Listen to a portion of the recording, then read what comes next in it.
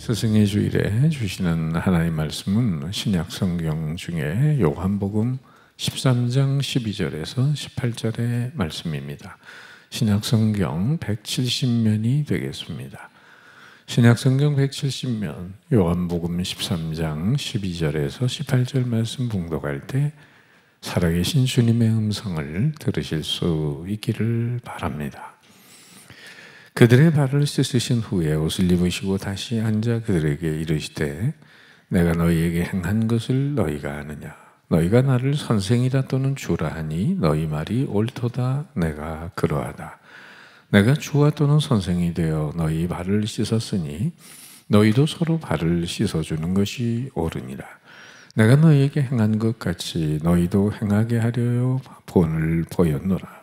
내가 진실로 진실로 너에게 이르노니 종이 주인보다 크지 못하고 보냄을 받은 자가 보낸 자보다 크지 못하나니 너희가 이것을 알고 행하면 복이 있으리라. 내가 너희 모두를 가리켜 말하는 것이 아니니라. 나는 내가 택한 자들이 누구인지 알미라. 그러나 내 떡을 먹는 자가 내게 발꿈치를 들었다 한 성경을 응하게 하려는 것이니라. 아멘. 인생은 배움이라고 했습니다. 우리는 날마다 배워야 합니다. 과거에 아무리 많은 걸 배웠어도 오늘 계속해서 배우지 않으면 우리는 무식한 사람이 되고 도태될 수밖에 없습니다.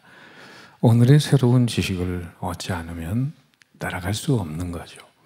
배우는 자만이 성공하고 배우는 자만이 성숙해집니다. 어느 면에 이 세상에 있는 모든 것이 우리의 스승입니다. 심지어 풀안푸기를 통해서도 우리가 배울 수가 있어요. 심지어 자녀를 통해서도 깨닫는 바가 있습니다. 그런데 우리 주변을 한번 돌아보세요. 우리나라의 부모님들처럼 교육열이 뜨거운 분들이 드물 것입니다. 아침부터 저녁까지 아이들을 왼종일 돌립니다. 좋은 대학에 가고 출세길에 오르기 위해서 그렇게 공부를 시켜야 한다고 생각하고 달려가죠. 그렇게 하고 싶지 않아도 남들이 하기 때문에 우리 아이가 처지면 안 되기 때문에 덩달아 춤을 추면서 따라가고 있는 것입니다. 자, 그런데 문제는 뭐죠? 그렇게 열심히 공부하는데 세상이 달라지는 게 없어요. 문명은 발달하고 있지만은 이 세상은 나아지는 게 없고 오히려 갈수록 사람이 악해지고 있는 모습을 우리는 나날이 발견합니다. 공부 많이 했는지 몰라도 결국은 인간의 인간됨을 제대로 배우지 못했기 때문에 이 사회에 극악무도한 범죄가 판을 치고 있는 것입니다. 결국 하나님의 말씀과 기도로 가슴판에 새겨지는 그리스도의 형상이 없다면 누구든지 시편 1편에 시편 기자가 말한 세 가지 악인에게 죄인의 길 오만한 자리를 벗어나기 어렵다는 것입니다. 때문에 지금 이 시대에 필요한 것은 선생이 아니라 스승입니다. 선생은 어떤 뜻이죠? 어떤 일에 경험이 많거나 아는 것이 많은 사람, 남을 가르치는 사람. 그리고 한자로 풀이를 하면은 선생은 먼저 태어난 사람입니다. 그러나 스승은 예배의 인생을 가르쳐 주는 사람입니다. 주어진 인생을 왜 살고 어떻게 사는지 인격과 삶을 통해서 가르쳐 주는 사람입니다. 지식은 어디서든지 배울 수 있습니다. 그러나 인생은 어디서나 배울 수 있는 것은 아닙니다. 인생은 인격과 삶의 멘토가 되는 스승으로부터 배울 수가 있는 것이죠. 그런 말이 있습니다. 한평생 살다가 한 명의 진정한 스승과 10명의 진정한 친구, 100권의 좋은 책을 기억할 수 있다면 그 사람의 삶은 성공한 삶이다. 여러분은 존경하는 스승이 있으십니까? 잊지 못하는 멘토가 여러분에게 있으신가요? 그렇다면 그 사람은 행복한 사람입니다. 그런 사람은 미래가 열린 사람이에요. 좋은 스승을 만나면 인생의 목적이 생깁니다. 자존감이 높아집니다. 삶에 따라갈 모범이 생깁니다. 생에 대한 의지와 열정이 넘치게 됩니다. 모든 위대한 인물 배후에는 좋은 스승이 있었습니다.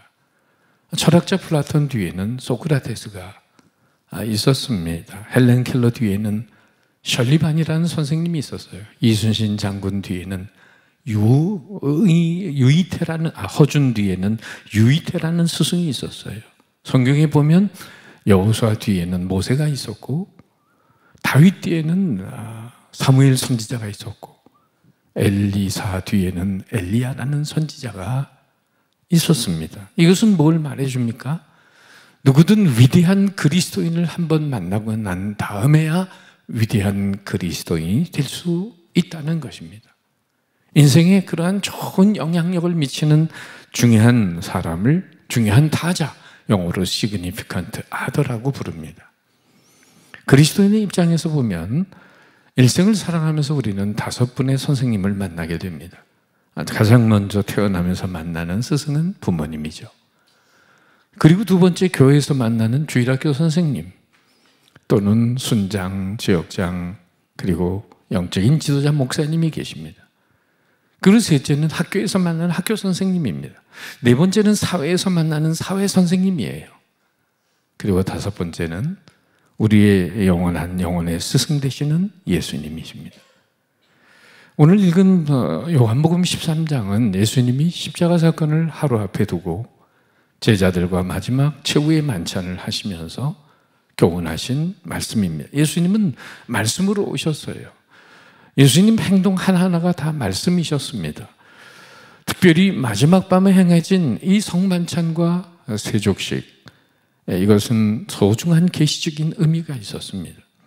예수님의 제자들은 서로 시기와 질투에 눈이 어두워서 예수님의 발을 씻겨드리는 것조차 잊어버린 채 마지막 베푸시는 만찬에 맞이하게 되었습니다. 이때 예수님은 저녁을 잡수시다 말고 허리에 수건을 동이시더니 제자들의 발을 씻어내기 시작하셨습니다. 오늘 본문 이야기는 예수님이 발을 씻어주신 뒤에 나타나는 말씀인데 12절 말씀 보세요. 그들의 발을 씻으신 후에 옷을 입으시고 다시 앉아 그들에게 이르시되 내가 너희에게 행한 것을 너희가 아느냐. 여러분, 사랑이란 어떤 의미에서 그 뜻을 모른다면 무효입니다. 물질을 주고받았다고 물리적인 현상을 사랑이라고 말할 수는 없습니다. 만약 그걸 사랑이라고 하면 물질주의가 돼버리고 맙니다. 문제는 물질이 상징적일 때 의미가 있어요. 다시 말하면 물질에 사랑을 담아서 주고 사랑으로 받아들일 때 거기에 의미가 있다는 거죠. 그러니까 물질적인 유익만을 가지고 사랑이라고 할 수 없고 정신적인 유익이 거기에 주어져야 진정한 사랑이 되는 것입니다. 가령 돈 쓸 줄 모르는 자식에게 엄청난 돈을 써가지고 자식이 인생을 망쳤다고 한다면 돈을 준 그것이 과연 사랑이라고 말할 수 있겠습니까?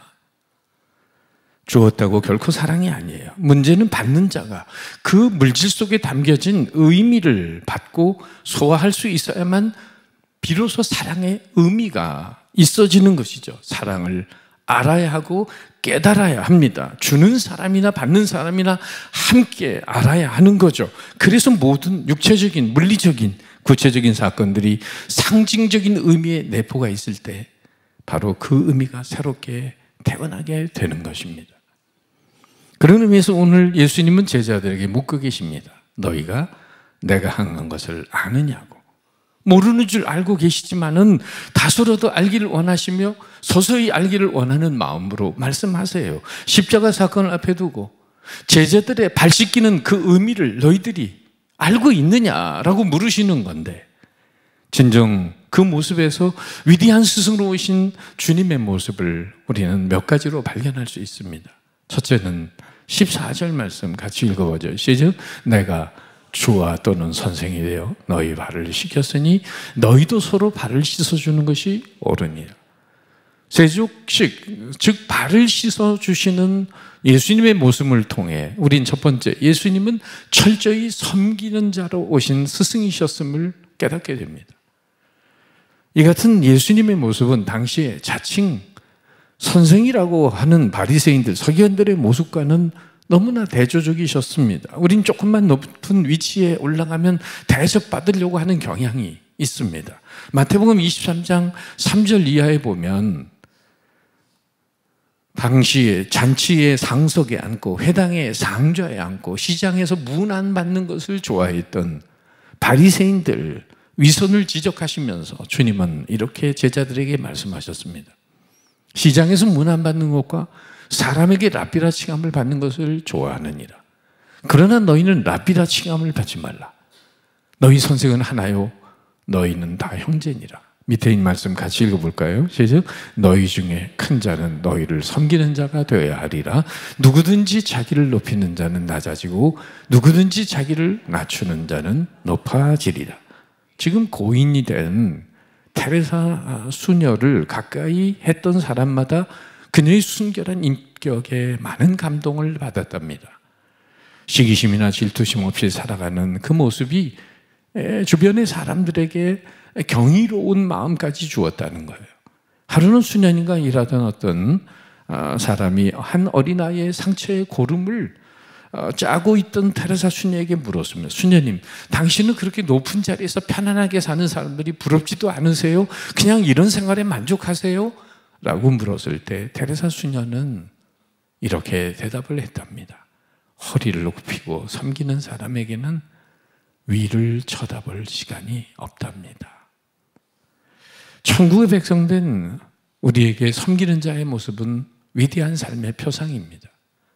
예수님은 당연히 제자들에게 섬김을 받아야 될 존재였습니다. 그런데도 스스로 낮아지셔서 종처럼 제자들을 섬기셨어요. 사실 제자들이 스승의 발을 씻기고 종이 주인의 발을 씻긴다는 것은 그것은 봉사가 아닙니다. 그건 당연한 거죠. 여러분, 인생의 변화와 감화력은 어디에서 오는 것일까요?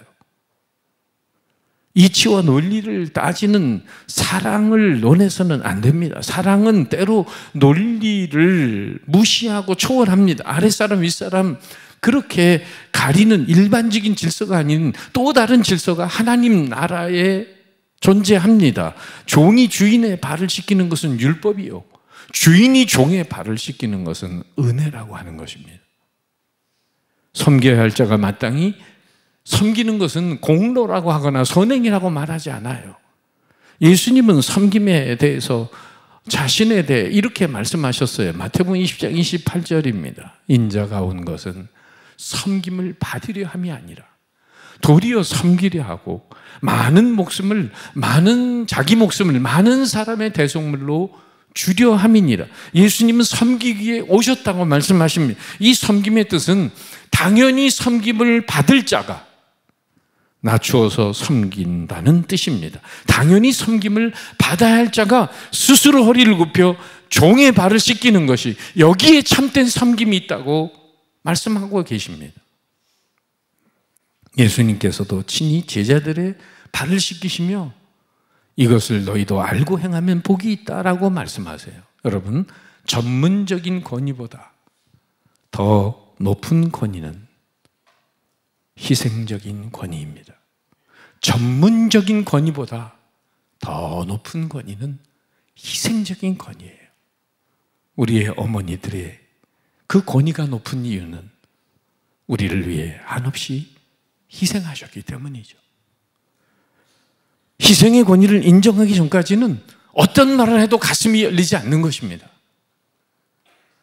제자들의 발을 씻기는 예수님의 모습에서 우리는 위대한 스승으로 오신 참 섬김의 의미를 깨닫게 되는 것입니다. 잊지 말 것은 예수님께서 오히려 낮은 자리의 위치로 내려가서 섬기는 이유가 무엇인가? 14절에 다시 보시면 내가 주와 또는 선생이 되어 너희 발을 씻겼으니 너희도 서로 발을 씻어주는 것이 옳으니라. 바로 내가 씻김을 받았기 때문에 받았다는 마음으로 다른 사람을 씻어주는 은혜의 선순환이 이루어지기를 주님은 원하시는 겁니다. 흔히 받지 않고서 받고서도 받지 않았다고 하는데 문제가 많아요. 나는 많이 받았고 나는 너무나 많은 신세를 졌다고 생각하는 사람은 항상 마음속에 감사가 있고 은혜가 있습니다. 내가 준 것은 없고 받은 것만 많다고 생각하는 사람은 늘 행복합니다. 사랑이 가득 찹니다. 그런데 반대로 나는 섬김을 받은 일이 없고 섬기기만 하고 주었다고 생각하는 사람은 항상 짜증이고 불평이고 원망이고 피곤하게 살아갑니다. 결국 겸손한 사람은 무자격한 자기에게 하나님이 많은 것을 주셨다고 생각하고 가슴 벅차하며 살아가는데, 교만한 사람은 받은 게 없다고 생각하며 투정하고 불평하며 피곤하게 사는 거예요. 사도 바울은 로마서 1장에서 자신은 모든 사람에게 어떤 사람? 빚진 자라고 말하고 있습니다. 나는 영적인 채무자다. 늘 빚을 갚아야 될 사람이다. 받은 게 많다 생각하는 거죠. 이것이 위대한 스승으로오신 자기를 따르는 제자들의 발을 씻기시는 섬기는 자의 모습을 보여주신 중요한 까닭입니다. 제자들의 사랑의 빚진 자, 은혜의 빚진 자가 되어 또 다른 사람의 발을 씻어주는 사명을 감당하는 자가 되기를 바라는 이 스승의 마음, 이 거룩한 섬김의 순환이 우리 가운데 이어지기를 주님의 이름으로 축복합니다. 또 하나, 예수님의 말씀을 통해서 보는 위대한 스승의 모습은, 두 번째, 예수님은 철저히 삶의 모범을 제자들에게 보여주신 스승이셨다는 겁니다. 스스로 랍비, 스승이라는 말을 듣기 원했던 당시의 종교 지도자 바리새인 서기관들의 모습은 어떠했을까요? 마태복음 23장에서 예수님은 그들을 가리켜 이렇게 말합니다. 서기관들과 바리새인들이 모세의 자리에 앉았으니 그러므로 무엇이든지 그들이 말하는 바는 행하고 지키되 그들이 하는 행위는 본받지 말라.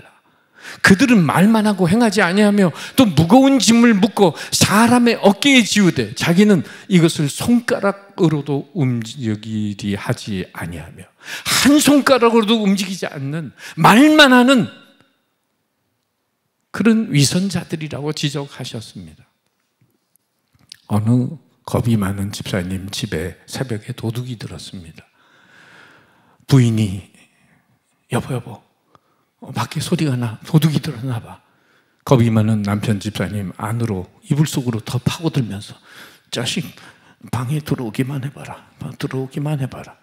도둑이 쓱 열고 들어왔습니다. 안방문을 열고 여보 들어왔나 봐. 이불 속에서 부인이 말합니다. 더 사시 너무 떨면서 자식 훔치기만 해봐라. 이것저것 훔쳐가지고 다 나갔습니다. 여보 나갔나 봐. 진짜야? 이불을 쫙 벗어던지고, 자식 또 오기만 해봐라. 말은 누가 못합니까? 발씻김의 모습을 통해서 보던 듯이 예수님은 삶의 모습을 통해 가르쳐 주시는 스승이셨습니다. 예수님은 삶을 보여주시고 그 삶 자체를 통해 진리를 깨우쳐 주십니다. 오늘날 지식을 주는 선생은 많습니다. 그러나 삶으로 모델이 되는 선생은 많지 않아요. 오늘날 현대인들이 왜 그렇게 불안할까요? 삶의 모범을 발견할 수 없어서입니다.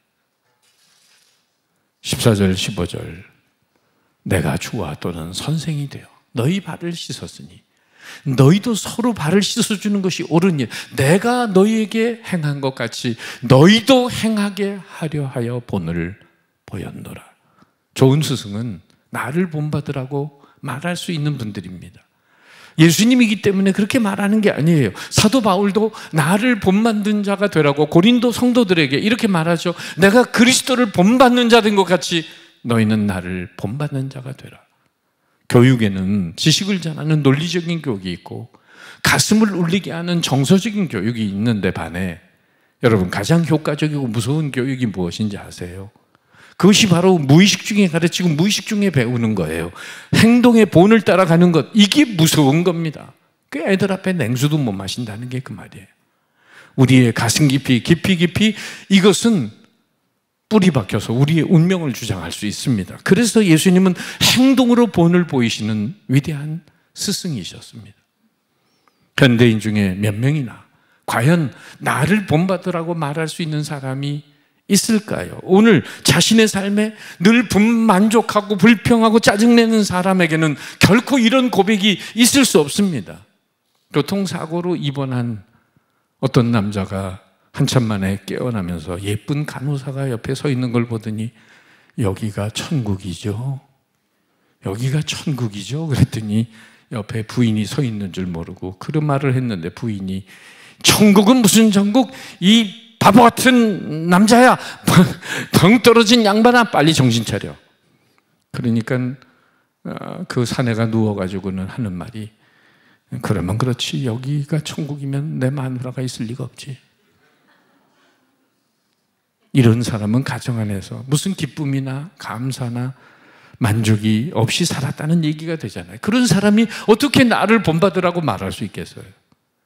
예수님이나 사도 바울처럼 나를 본받으라고 말할 수 있는 사람이 있다면 그는 다름 아닌 오늘 이 모습 이대로가 최대의 만족과 감사가, 은혜가 있는 사람 아니겠습니까? 예수님은 제자들의 발 씻기는 성경조사도 억지가 아닌 기쁨과 감사와 만족으로 충만했어요. 단지 지식을 파는 사람은 나를 본받으라고 말할 수 없습니다. 그러므로 본이 된다는 건 주님 안에서 만족한 인격과 삶을 전수하는 것을 의미합니다. 그리고 제자들의 전인적인 성장을 위해 애쓰는 겁니다. 눈에 보이는 것만 가르치는 게 아닙니다. 마음의 생각과 꿈을 가르치는 것이면 결국 좋은 스승이란 지식을 향상시키는 것이 아니라 삶의 방향과 방법을 통해 진정한 행복을 알려주는 사람이죠. 나를 위해 제자를 이용하는 사람이 아니라 제자를 위해 나를 헌신하는 사람이 참된 스승입니다. 내가 너희에게 행한 것까지 너희도 행하게 하려여 본을 보였노라. 또한 세 번째, 예수님은 나아가서 자신의 수고와 희생을 통해 돌아오는 어떤 대가나 보상이나 어려움을 초월한 깨끗하고 초연한 섬김의 스승이셨습니다. 예수님은 제자들의 발을 씻으면서 가룟 유다의 발에 대해 마음이 걸렸을 거예요. 다 알고 계셨기 때문에 10절에서 이미 이렇게 말씀하셨거든요. 너희가 깨끗하나? 다는 아니니라 하시니 이는 자기를 발자가 누구인지 아심이라. 그러므로 다는 깨끗하지 아니하다 하십니다. 너희 중에 하나는 마귀다, 마귀가 씌었다는 걸 알면서도 비장한 마음으로 그들 모두의 발을 똑같이 씻어주신 것입니다. 여기에 진정한 봉사가 있죠. 봉사할 때 베드로 가리고 야고보 가리고 유다 빼고, 여러분 이런 식이 된다면 그게 진정한 봉사가 될까요? 악한 자의 밭에도 비를 내시고 선한 자의 밭에도 비를 내시는 하나님의 사랑을 본받아야죠. 그러면 가룟 유다의 발까지 씻기는 섬김을 할 수 있는 거죠. 여기에 낙심이 있을 수 없어요. 나에게 사랑을 알아줄 만한 사람만 사랑하고 되로 주고 말로 받을 수 있는 계산적인 그런 사람만 사랑하는 것은 잘못하면 낙심이 찾아오는 것입니다. 그러나 가룟 유다의 발까지 예수님이 씻기셨다는 사실을 알고 행하면 복이 있어요. 대상에 대해서나 보답에 전혀 관심 없이 섬기는 자세로 봉사하면, 처음부터 그렇게 시작하면 절대로 낙심하지 않게 되는 것입니다. 2차 대전 때에 영국의 한 젊은 병사가 적의 총에 맞아서 죽어가고 있습니다. 그때 군목이 그 군인의 몸에 손을 얹고 기도하면서 유언을 물었어요.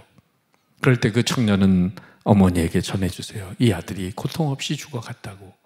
그러면서 숨을 헐떡이며 한마디를 더 군목에게 부탁했습니다. 목사님, 한 가지 부탁이 있습니다. 제가 다니던 주일학교 선생님께, 그리스도인으로 편안하게 눈을 감게 해주신 선생님께 감사하다고 전해주세요. 군목이 전쟁터에서 돌아와서 그 죽은 병사의 교회학교 선생님을 만났습니다. 그리고 유언을 들려주었습니다. 그러나 이 선생님은 말없이 눈물만 흘리고 있었어요. 저는 지금 주일학교 교사가 아닙니다. 주일학교 교사가 대단치 않은 일이라고 생각해서 얼마 전에 그만두었습니다. 그런데 제가 가르쳤던 그 청년의 유언의 말씀을 듣고 다시 결심했습니다. 다음 주부터 다시 영혼들을 섬기는 교사의 자리로 가겠습니다. 여러분, 가룟 유다도 품으시고 사랑하셨던 주님의 마음으로 누군가의 때묻은 세상의 발을 씻어주는 영적 스승의 사명을 기쁘게 감당하지 않으시겠습니까? 어느 교도학교, 교회학교 선생님 때문에 천국에 온 한 젊은이가 그 선생님의 은혜에 감사하면서 꿈속에서 고백하는 이야기를 영상으로 잠시 보시겠습니다.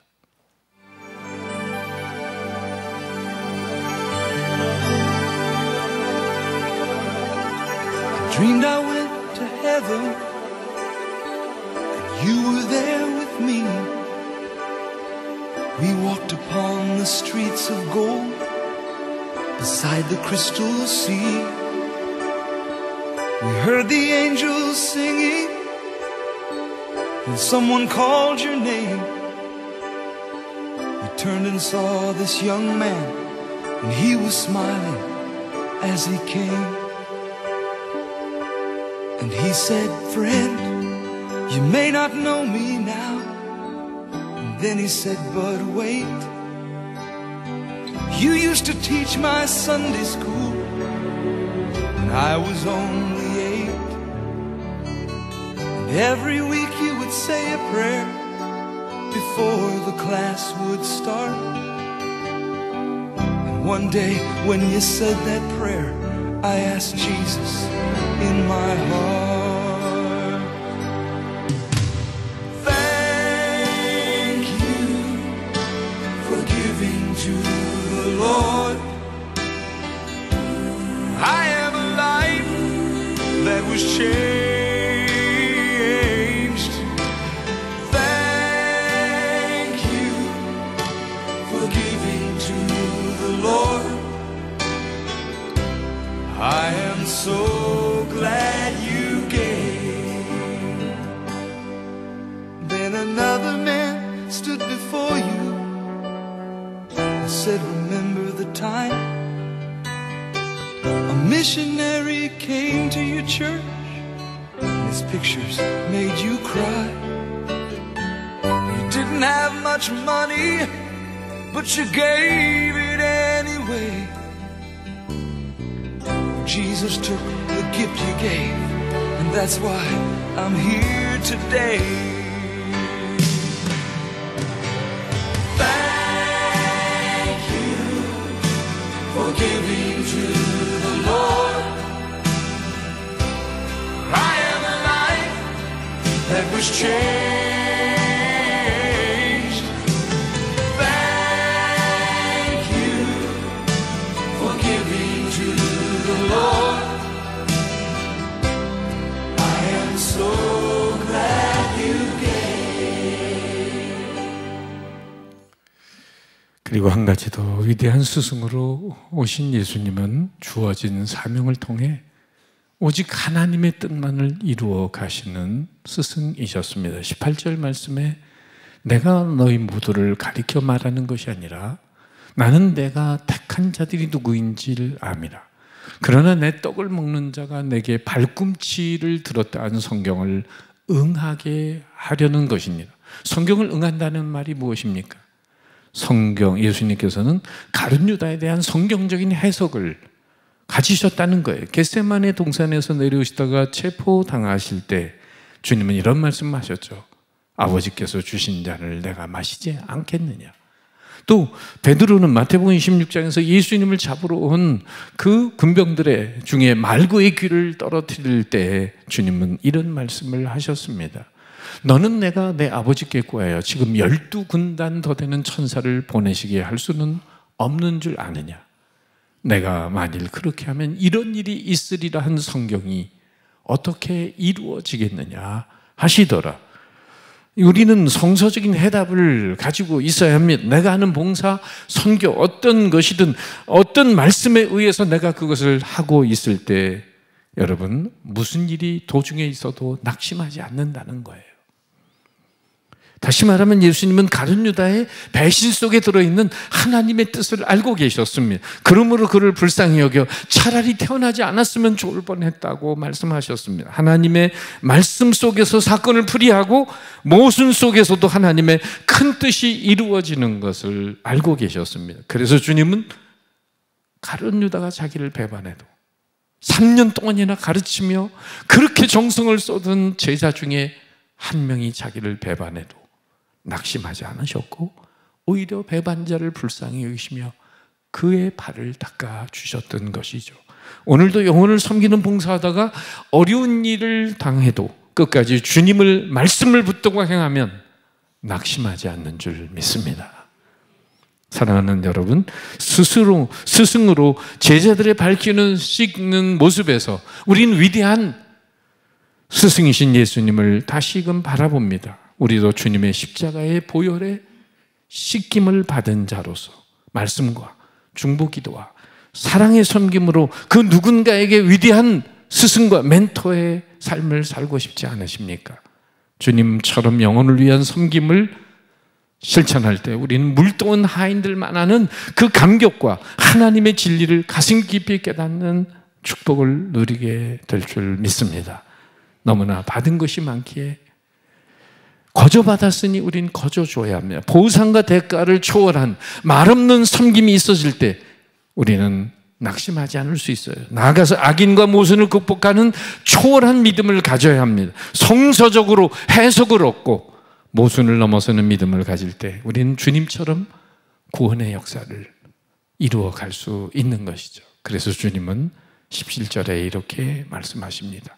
너희가 이것을 알고 행하면 복이 있으리라.